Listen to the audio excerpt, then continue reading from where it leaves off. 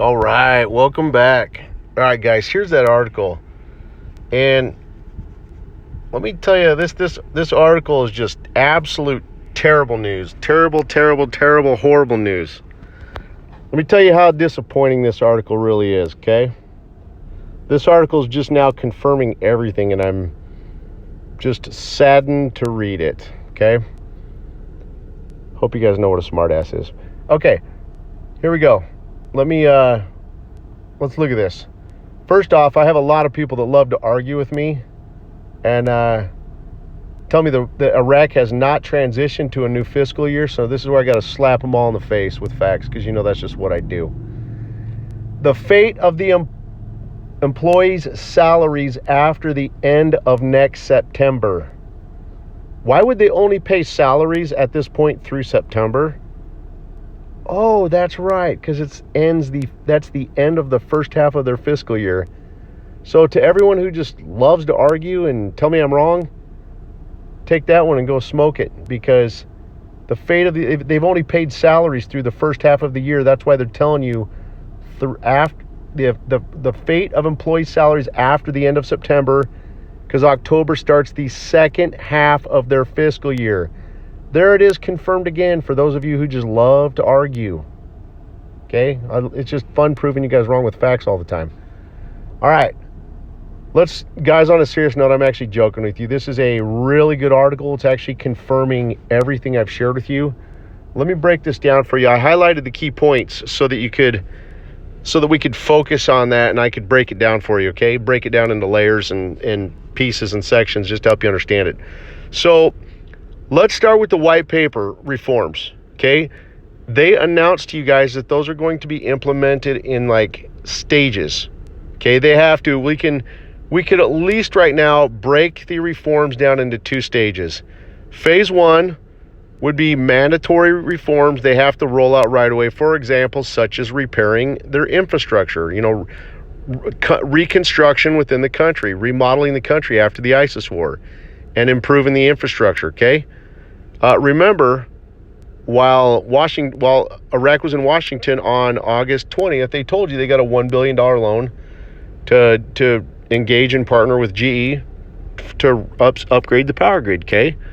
So we'll touch on that in a second, but that's an example, okay? And then phase two of the reforms could be social reforms. Social reforms would be like oil money, Article 140 money, or HCL, which is oil money given back to the citizens. Okay, that would be like phase two or stage two of the reforms. Okay, so let's just kind of start from the beginning. Let's break it down and let's explain it. Okay, August 20th, Iraq's in Washington. What do?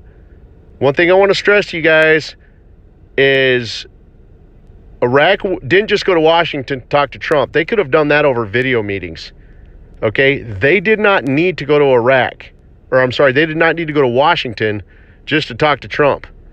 The reason why Iraq went to Washington, guys, was for the MOUs, the memorandums of understanding, the agreements, and the contracts, okay? That's the reason they went there. I want to stress that to you, okay? What does that mean? It means they've gone international, guys. Remember what I told you, how they signed these MOUs or contracts on roughly August 20th?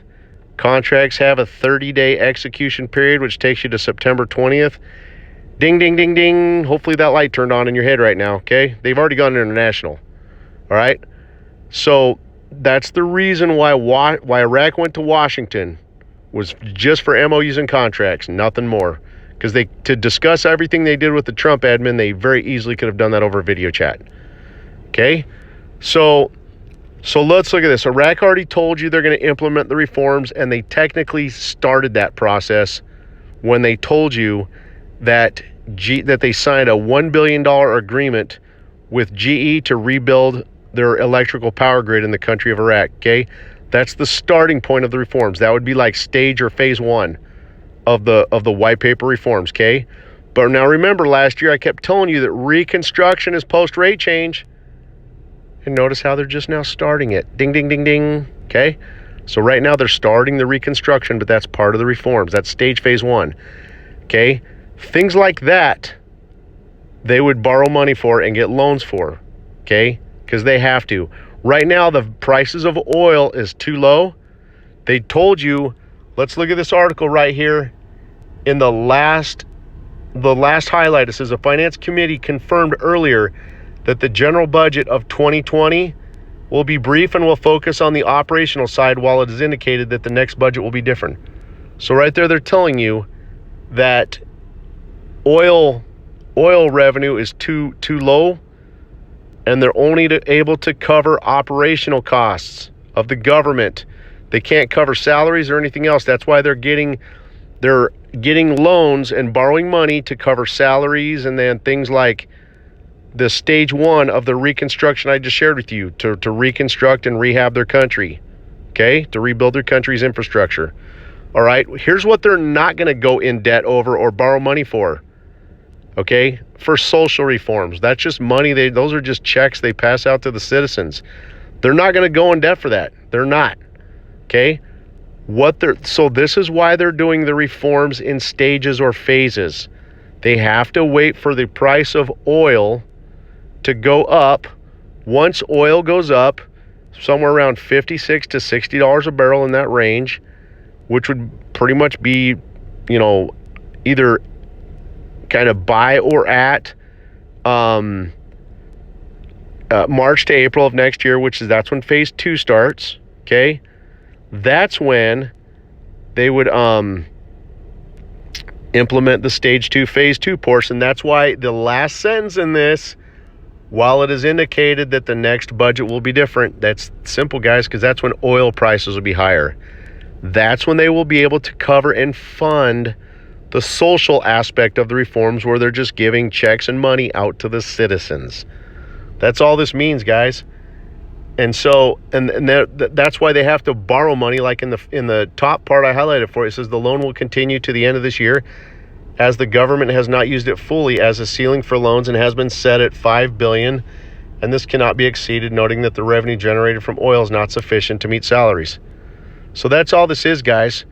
They have to implement the reforms in stages and phases. They've told you that. That's not my opinion. So they're going to do the first part right now. So again, Iraq went international on August 20th, guys. They've told you that. They've shown you that. Okay? So they're borrowing money to implement the reconstruction phase of the reforms, which would be like phase 1. And then next year, when oil prices are higher, that's when they can start passing out, doing the social aspect of the reforms, where they're giving money back to the citizens. Okay, but they're not going to borrow money for that and go in debt over that. That's why oil prices have to be higher. That's why they're doing this in phases. Hope that helps you guys out. That's all this is. All this article does, guys, is confirm everything I've shared with you. So it's a really good article. Okay, so as you see, this is, like I said in the beginning of this video, this is the most terrible news we've ever seen. It's just more confirmation of what you already know. God bless you guys. Have a great day.